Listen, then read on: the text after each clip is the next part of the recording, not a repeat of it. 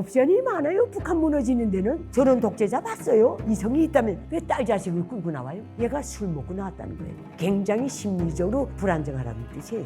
김일성 족속 체제가 북한 내부에서 어떻게 정리된다 해도 중국이 개입하겠는가 못하겠는가 이 문제예요.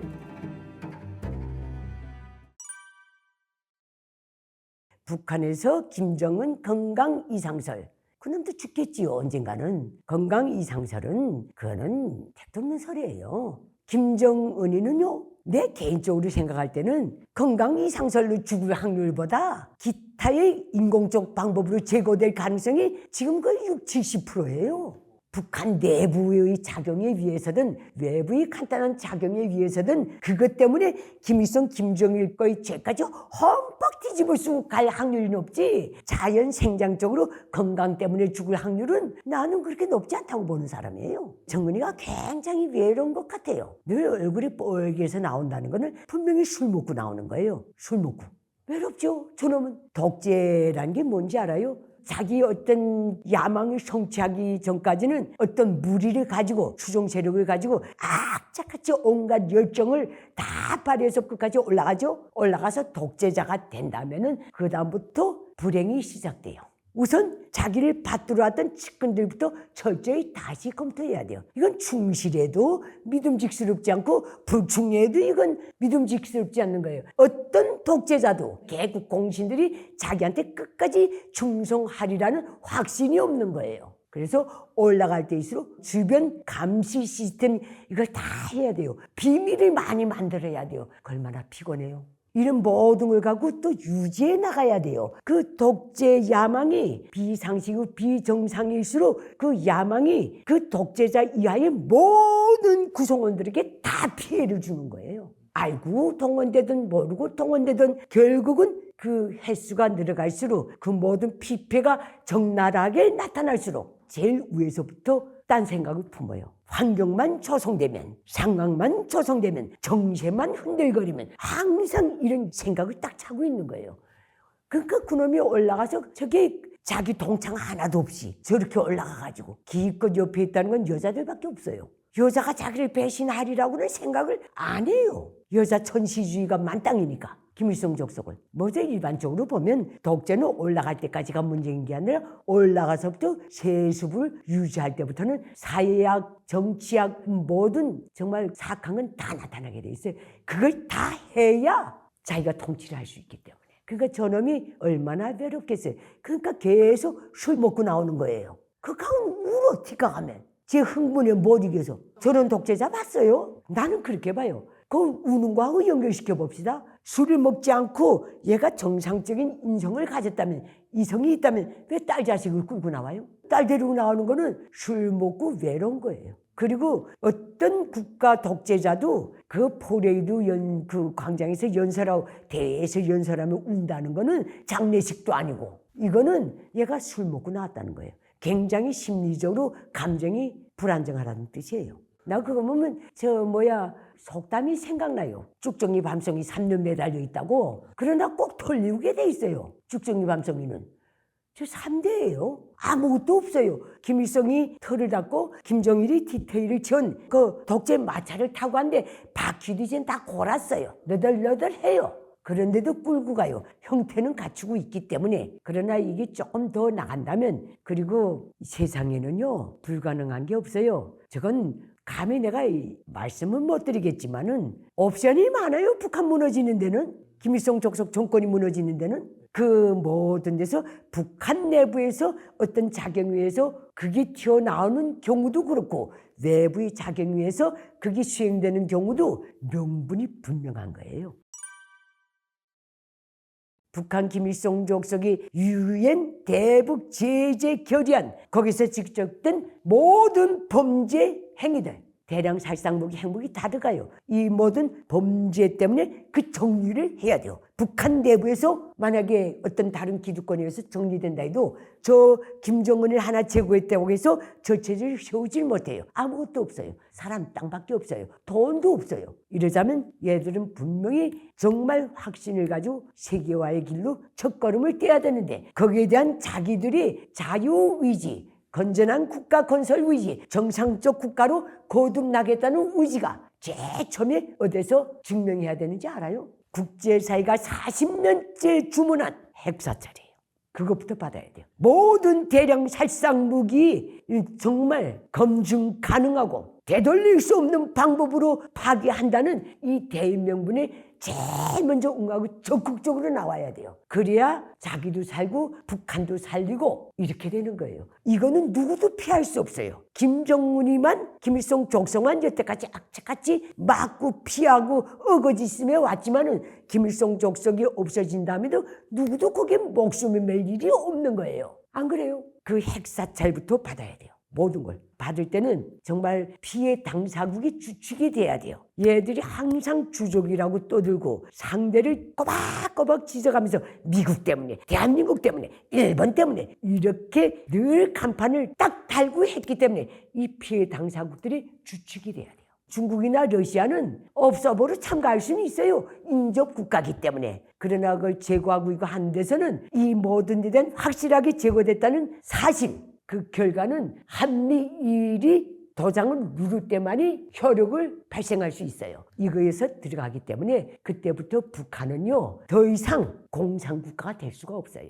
전체주의 국가가 될 수가 없어요. 이런 길이 딱 있기 때문에 이거는 김일성 족속이 여태까지 어거지스며 왔지만은 김일성 족속 체제가 북한 내부에서 어떻게 정리된다 해도 북한의 그 이후에 진짜 김일성 족속 때문에 벌어진 이 모든 악을 이제는 걷어내자, 인민만을 살리자, 이 생각을 한 기득권이 그 대타로 나온다면 얘네가 갈 길은 그 길밖에 없어요. 중국 러시아한테 절대로 손을 안 냅니다. 그거 확실해요. 자유세계에 손 내밀지 않으면 너희는 길이 없다는 거 정상적인 사고를 가진 사람은 북한 사람들도 알고 있어요. 중국은 체코가 석자예요. 공산 중국이지만은 중국의 전략적인 이해관계를 놓고 볼 때 공산 중국은 한반도가 빨리 대한민국화 되는 게 중국에는 더 이득이에요. 그 경제 개발의 측면에서 놓고 볼 때도 동북 삼성이 살아나요. 중국이라는 저 썩은 밤송이 같은 게 지금 떡 끼어 앉아가지고 그 제 육로로 갈 것도 돌아다녀. 그리고 북한 김일성 족속 정권이 무너진 다음에 공산 중국이 북한 재건에 필요한 모든 원자재 기초자재들을 뭐 태평양 건너 실어오겠어요? 중국에서 나오게 돼 있어요. 그럼 그쪽이 활기를 띠는데 중국이 개입하겠는가 못하겠는가? 이 문제예요. 중국은 명분이 없어요. 현대적인 기준으로 봅시다. 모든 나라에서 분쟁이 일어날 때 그 유관국들이 어떤 명분을 가져요? 첫째, 자국민 보호로 들어가요. 군사적 개입이 첫째가 자국민 보호인데 북한에는 화교 마을이 없어요. 북한 인구수에서 화교는 잡히지도 않아요. 온 세상에 그 흔하디 흔한 차이나타워가 하나도 없는 게 북한이에요. 이렇게 놓고 볼 때 그게 성립이 안 돼요. 이거는 도덕적인 명분이고 정치적 외교적 명분인데 이걸 우선은 못 가져가요. 두 번째, 북한의 모든 악행이 중국이나 러시아를 상대로 벌어진 게 아니에요. 오히려 중국과 러시아를 위해서 동방초소를 지키느라고 했다, 이렇게 딱 되는 거예요. 그래서 대상이 대한민국, 미합중국, 일본 자유세계예요. 핵이건 미사일이든 중국, 러시아 때문에 위험수단을 안 만들었다는데 무슨 명분으로 들어가요? 못 들어가요. 그리고 군사적 관계에서 봅시다. 북한에는 중국 군대가 한 놈도 없어요. 대사관에 나 있는 군사 무관은 있을지 몰라도 전투 인원이 들어가 있질 않아요. 북한 땅에 중국 군사기지가 없어요. 러시아도 똑같아요. 그래서 뭐 어떻게 그것 때문에 그걸 보호하기 위해서 들어간다는 것도 성립이 안 돼요. 경제적으로 봅시다. 북한 경제하고 중국이나 러시아 경제가 얽힌 게 없어요. 밀수밖에. 밀수는 정상적인 게 아니잖아요. 하병 합작 다 파괴됐어요. 그리고 중국이 북한 땅에 투자해서 공동으로 창출해서 뭐 무역에 손해보는 것도 없고 아무것도 없어요. 그러니까 경제적利益 보호 때문에 들어간다는 것도 명분이 없는 거예요. 자기 돈 때문에 들어간다는 것도 이게 없는 거예요. 내가 보는 중국의 지정학적 급동지역에 대한 위치는 북한이나 한반도를 다 중국의 한 개의 성으로 만든 것도 이거 안심치 않아요. 일본까지도 자기네 땅으로 만들어야 온전한 영역이 되는 거예요. 중국 입장에서는 북한 하나 들어온다, 대한민국이 딱 있어요. 거기는 일본이 또 환을 딱 두르고 있어요. 이거 지정학적으로 아무 의미도 없어요. 그걸 가졌다고 해서 거기서 대양 무역할 일도 없어요. 수로가 없어요. 이런 게 없는 거예요. 그래서 공산중국은 북한이 저렇게 앉아서 산들을 악착같이 버치고 이선이 너희가 버치는데 우리가 뭐라 그러겠어. 그저 이렇게 놔두는 거예요. 그 다음에 모든 걸 놓고 볼 때 공산중국은 늘 대한민국 쪽을 향해서도 그렇고 북한 쪽을 향해서도 늘 한반도 통일을 지지한다 그랬어요. 그렇죠. 북한 만나서도 지지한다 그러고 적보도 없는 통일을, 대한민국을 만나서도 우리는 한반도 통일을 지지한다고 그랬어요. 없어지는 게 지금에 와서는 더 득인 거예요. 근데 저놈이 악착같이 버티고 있어. 그러니까 그저 놔두는 거예요. 왜? 더 급한 게 남쪽이기 때문에. 필리핀이요, 대만이요, 이게 태평양상의 모든 섬들이 거기에 굉장히 중요한 전 세계 무역로가 있는데 이게 더 중요한 거예요. 중국은 그걸 장악하려고 하고 기타 반중 국가들은 몽땅 거기서 중국을 밀어내려고 해요. 공동으로 쓰든지 너희는 독점 못한다 그거예요. 이게 더 급한 거예요. 그러니까 우리가 이거 봅시다. 그런 의미에서 놓고 볼 때 그래도 중국이 뭐 이렇게 또 달려든다면 대한민국은, 북한의 신생 정부는 인류 역사의 기존 현존 존재했던 모든 상식과 법규범 총동원해서 막아야 돼요. 그러라고 유엔도 있는 거 아니에요? 그러니까 자꾸만 중국이 이렇게 걱정할 건 없어요. 우리는 상식과 기준이라는 당당한 법이 있어요. 앞에서 말한 그게 쭉 있고 총동원해서 막아야 돼요. 반말년 동안 그렇게 중국 옆에 붙어 있으면서 내 동난이 그렇게 많아서도 한반도가 중국의 식민지 됐던 적이 있어요? 없어요. 이걸 놓고 볼 때 그 후에답게 그 현 시대에 와서 그 따오지도 않은 건 더 용서 못하지. 그렇게 대중국 관계를 그렇게 봐야 돼요. 그렇게 보지 않으면 반은 답이 안 나와요. 나는 대한민국에 처음 기신에서 들어왔을 때 많은 사람들이 중국과 북한과의 관계에 대해서 너무 모르더라고요. 김일성 적석은 정말 진실하게 말하면 미국까지도 경계를 안 해요. 영토야역이 없다 그래요. 오직 자기네 대남 무력 적화통일의 걸림돌이기 때문에 철천히 원수로 만들어 놨을 뿐이지. 그러나 김일성 적석은 늘 입만 벌리면 말이에요. 중국의 팽창주의 야욕, 대국주의 본성 늘 경계했어요. 그렇게 되는 거예요. 통일은 필연코 됩니다. 지금 그 45년 2차 대전 이후에 그 어떤 정치적인 지형도 이젠 국경이 없어졌잖아요. 내 집에 앉아서 핸드폰 하나로 온 세상을 다 봐요. 필요하다면 다 연락을 가져요. 다 주고받아요. 장벽이 진짜 없어졌어요. 몸은 내가 물리적으로는 앉아있지만은 이런 세계에서 이 모든 데 대해서 어느 나라건 정치에 대한 트렌드도 변하는 것 같더라고요. 그래도 정치에서의 종교, 인류의 종교는 하나밖에 없어요.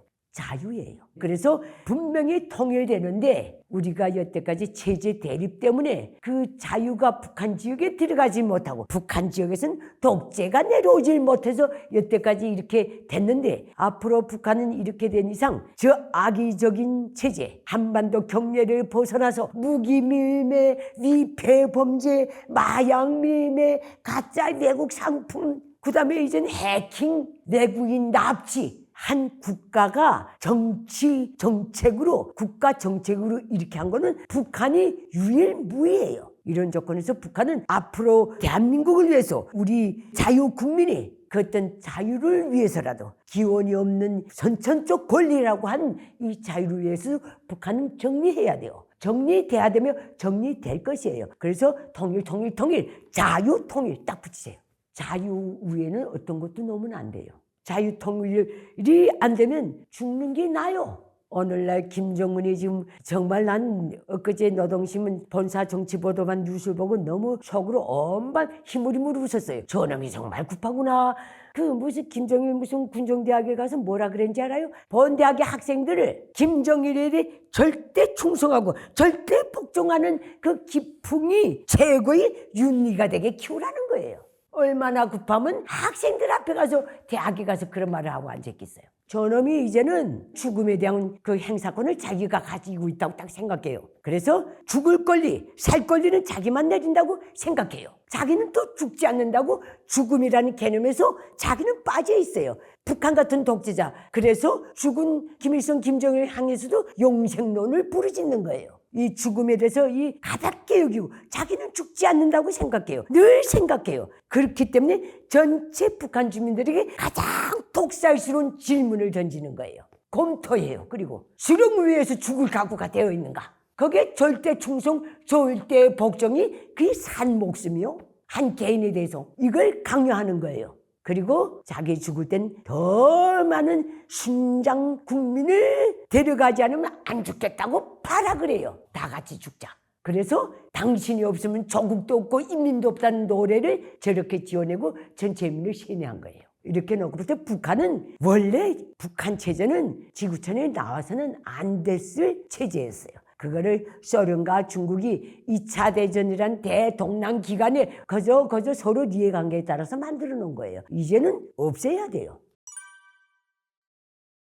우리가 8.15 해방 전에 한반도가 식민지였지만은 그 체제 대립은 없었잖아요. 식민지였지만은 통일국가로서 식민지였어요. 그때 사셨던 분들, 8.15 해방 직후 갈라져서 6.25까지 겪고 60년대에 겪은 사람들은 통일을 염원해요. 겪었기 때문에. 분열이 주는 슬픔과 아픔과 그 혈육의 두동강난, 역사가 두동강난 거기에 대한 체험이 뼈저리기 때문에 그 세대 사람들은 절대 통일을 반대하지 않아요. 그 이후에 자라난 세대들이 냉전 체제 분열이 너무 고착화되고 반세기 이상 오다나니까 그림을 못 그리는 거예요. 우선 북한을 몰라요. 이런 문제가 있기 때문에 그래서 덮어놓고 통일을 반대하면 통일의 환희를 생각하기보다 자유통일에서 어떤 기존의 어떤 질서라든가 생활 패턴이 모든 것에 대한 두려움이 더 큰 거예요. 그러나 그것 역시 숙명이라면 다 감당하고 나가야 돼요. 그리고 통일은 큰 걸 주문 줬지. 자유통일일 경우